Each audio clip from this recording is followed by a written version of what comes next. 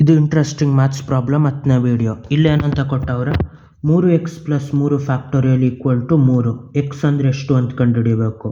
3 factorial ಅಂದ್ರೇನು, ಅದನ್ನು 3ರಿಂದ 1 ತನಕ ಚಿಕ್ಕ ಚಿಕ್ಕದು ಗುಣಿಸ್ತಾ ಇರಬೇಕು. 3 ಟೈಮ್ಸ್ ಆಫ್ 2 ಟೈಮ್ಸ್ ಆಫ್ 1 ಅಂತ ಈಕ್ವಲ್ ಟು 3 ಅಂತ ಆಯ್ತದ. ಇಲ್ಲೂ 3 ಇಲ್ಲೂ 3ನ ಕಾಮನ್ ಆಗಿ ತೆಗಿಬೇಕು. 3ನ ಕಾಮನ್ ಆಗಿ ತೆಗೆದ್ರೆ ಇಲ್ಲೇನು ಎಕ್ಸ್ ಉಳಿತದ, ಪ್ಲಸ್ಸು ಅಲ್ಲಿ 2 ಟೈಮ್ಸ್ ಆಫ್ 1 2 ಉಳಿತದ, ಈಕ್ವಲ್ ಟು 3 ಆಗಿರ್ತದೆ. ಈ 3ನ ಈ ಕಡೆಯಿಂದ ಆ ಕಡೆ ಕಳಿಸಿದ್ರೆ ಕೆಳಗಡೆ ಬಂದಿರ್ತದೆ.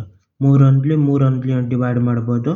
ಎಕ್ಸ್ ಪ್ಲಸ್ 2 ಅಂದರೆ 1 ಉಳಿತು, ಇಲ್ಲಿ ಪ್ಲಸ್ 2 ಆ ಕಡೆ ಹೋದರೆ -2 ಆಯ್ತದೆ. ಇವಾಗ 2 - 1 ಅಂದರೆ ಎಷ್ಟು, 1. ದೊಡ್ಡದ್ರ ಸಿಂಬಲ್ ಮೈನಸ್ಸು, ಹಂಗಾಗಿ -1 ಅಂತ ಆಯ್ತದೆ. ಇಲ್ಲಿ absolute value of x - n2 equal to 4 ಅಂತ ಆಯ್ತು. ಎಕ್ಸ್ ಅಂದರೆ ಎಷ್ಟು ಅಂತ ಕಂಡುಹಿಡಿಬೇಕು. ಅಬ್ಸಲ್ಯೂಟ್ ವ್ಯಾಲ್ಯೂ ಒಳಗಡೆ ಬಂದಮೇಲೆ ಆ ನಂಬರ್ ಪಾಸಿಟಿವ್ ಇರಲಿ ನೆಗೆಟಿವ್ ಇರಲಿ ಅದು ಪಾಸಿಟಿವ್ ಆಗೋಯ್ತದೆ. ಇದ್ರೊಳಗಡೆ ಏನು ವ್ಯಾಲ್ಯೂ ಇರ್ಬೋದು, x - n2 ಅಂದರೆ ಎಷ್ಟು ಇರ್ಬೋದು, ಅದು 4 ಇರ್ಬೋದು. ಅಬ್ಸಲ್ಯೂಟ್ ವ್ಯಾಲ್ಯೂ ಆದಮೇಲೆ 4 ಆಯ್ತದೆ.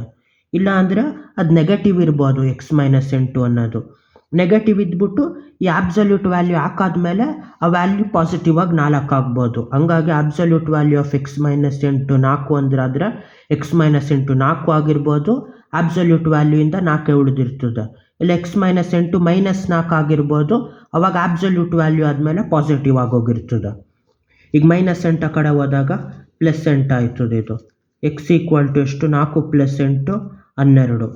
ಅದೇ ಥರ ಇಲ್ಲಿ -8 ಆ ಕಡೆ ಹೋದಾಗ ಅಲ್ಲೂ +8 ಆಯ್ತದೆ. 8 - 4 ಅಂದರೆ 4. ಎಕ್ಸ್ ಅಂದರೆ 12 ಆಗಿರ್ಬೋದಿಲ್ಲ 4 ಆಗಿರ್ಬೋದು. ಇವಾಗ ಏನೇನಾಗಿರ್ತದೆ ಅಲ್ಲಿ, ಇದು √n2/2 ಡಿವೈಡೆಡ್ ಬೈ 2/√n2 ಅಂತಿರ್ತದೆ.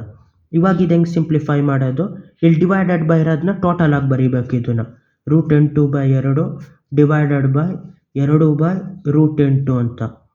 ಇವಾಗ ನ್ಯೂಮರೇಟ್ರಲ್ಲಿರೋ ಡಿನಾಮಿನೇಟ್ರದು ಅದಕ್ಕೆ